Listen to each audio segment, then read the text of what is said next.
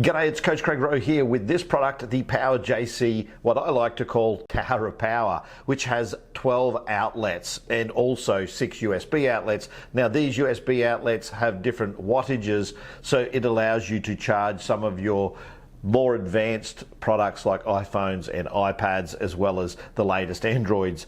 It also has the ability to manage banks of power outlets. So each switch here allows you to manage 4 outlets, or you can manage the whole tower of power with this main switch here. The other thing that I really like that's a bonus feature of this is you can hang this, say, on a wall with a hanging hook, and or you can secure it to a bench with, say, nails or screws so that it doesn't move around. A relatively well constructed item with a really good layout and some serious thought going into how this can help you manage your power workflow.